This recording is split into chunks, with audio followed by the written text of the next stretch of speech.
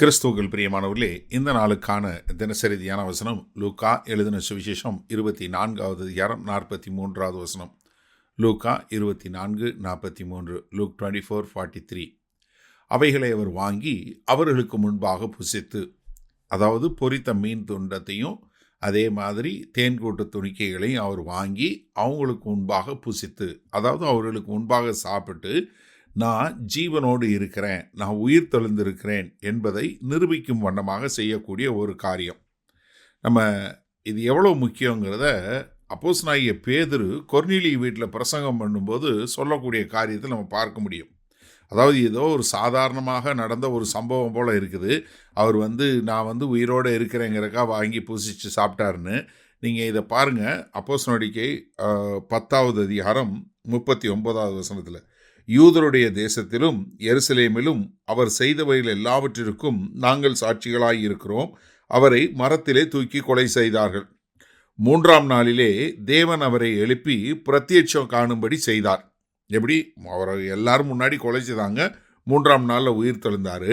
41 வசனம், ஆயினும் எல்லா ஜனங்களுக்கும் பிரத்யட்சமாகும்படி செய்யாமல் மரித்தோரிலிருந்து எழுந்த பின்பு அவரோடே புசித்து குடித்தவர்களும் தேவனால் முன்பு நியமிக்கப்பட்ட சாட்சிகளும் ஆகிய எங்களுக்கே பிரத்யட்சமாகும்படி செய்தார். என்ன? அவரோட உட்கார்ந்து சாப்பிட்டு குடிச்ச எங்க கூடயே அவர் மறுபடியும் புசித்து குடிக்கக்கூடியதாக. அதனால தான் 42 வசனத்தில், அன்றியும் அவரே உயிரோடு இருக்கிறவர்களுக்கும் மரித்தோர்களுக்கும் தேவனால் ஏற்படுத்தப்பட்ட நியாயாதிபதி என்று ஜனங்களுக்கு பிரசங்கிக்கவும் சாட்சியாக ஒப்புவிக்கவும் அவர் எங்களுக்கு கட்டளையிட்டார். அப்போ என்ன?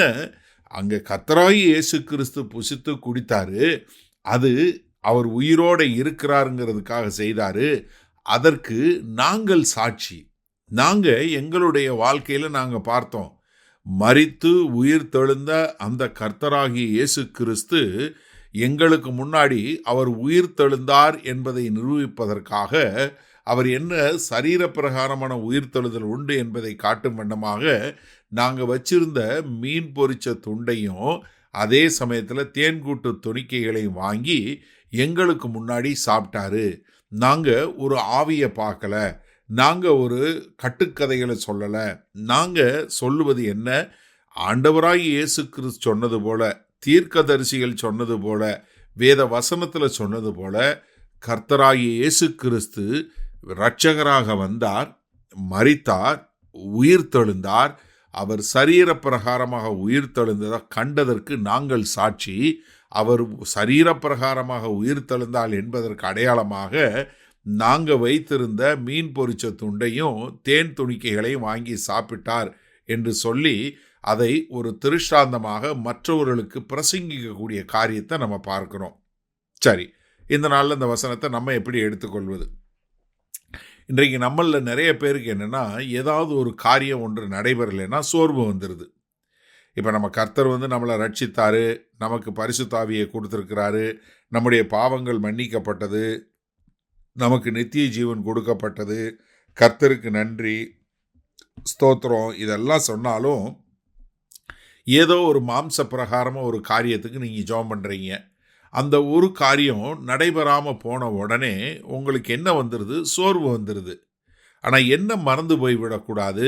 இவர் ஜீவிக்கிற தேவன், இவர் மரித்து மரணத்தை ஜெயங்கொண்டு உயிர் தெழுந்த தேவன். அதனால தான் கர்த்தராகிய இயேசு கிறிஸ்து செய்த இந்த காரியத்தை நம்ம ஒருபோதும் மறக்கக்கூடாது. அவர் உயிர் தெழுந்த தேவன், அவர் உயிரோடு இருக்கிற தேவன். நீங்கள் கர்த்தராகிய இயேசு கிறிஸ்துவை ஏற்றுக்கொண்ட ஒவ்வொருவரும் அவருக்குள் இருக்கிறீங்க, அவர் உங்களுக்குள்ள இருக்கிறாரு. நீங்களும் தேவனும் பிரிக்க முடியாதபடி இருக்கிறீங்க என்பதை நீங்கள் உணர்ந்து கொள்ள வேண்டும். ஏன்னா நீங்கள் 2 பேரும் பிரிக்கப்பட முடியாதபடி தேவனோடு ஒன்றாக இருக்கிறீங்க அப்படிங்கிறத உணர்ந்து கொள்ளக்கூடிய மக்களாக இருக்கும்போது தான் நமக்கு என்ன வரும்? ஒரு பூரண நிச்சயம் உண்டாகும். தேவன் சொன்னதை செய்கிறாரு, அவர் சொன்னதை நிறைவேற்றுவார் என்று சொல்லக்கூடியதாக தேவன் பேரில் ஒரு பற்றுதலும் ஒரு விசுவாசமும் உண்டாகும். எனக்கு அருமையானவர்களே, நம்ம தெரிஞ்சு கொள்ள வேண்டியது என்னென்னா, கர்த்தராகிய இயேசு கிறிஸ்து அவர் மரித்து உயிர் தெழுந்து தான் உயிரோடு இருக்கிறேன் என்பதை மற்றவர்களுக்கு, ஆதி அப்போஸ்தலருக்கும் ஏறக்குறை 500 பேருக்கும் நிரூபித்தவர் இன்றைக்கு உங்கள் மூலமாக, என் மூலமாக அவர் ஜீவனுள்ள தேவனாய் எனக்குள் ஜீவிக்கிறார், அவர் உங்களுக்குள் ஜீவிக்கிறார் என்கிற ஒரு உணர்வோடு நாம் அவரை குறித்த ஒரு சாட்சிகளாய் இருக்க கர்த்தர் நமக்கு கிருபை பாராட்டுவாராக. வல்ல பிதாவே, இந்த அருமையான நல்ல நாளுக்காய் நன்றி. கர்த்தராய் இயேசு கிறிஸ்துவை ஏற்றுக்கொண்டு அவரோடு இருக்கிற நாங்கள் எல்லோரும் ஆமாண்டவரே அவருக்கென்று வாழ எங்களை ஒப்பு கொடுக்கிறோம். அவர் மரித்து உயிர்த்தெழுந்து இன்றைக்கும் ஜீவிக்கிற தேவனாய் இருக்கிறார் என்பதற்கு நாங்களே சாட்சிகளாய் இருக்க எங்களை ஒப்பு கொடுக்கிறோம். மீட்பெரும் இரட்சகருமாகிய இயேசு கிறிஸ்துவின் மூலம் பிதாவே, ஆமேன். கர்த்தர் உங்களை ஆசீர்வதிப்பாராக. நாம் இன்று மாலை மண்ணால் சந்திப்போம்.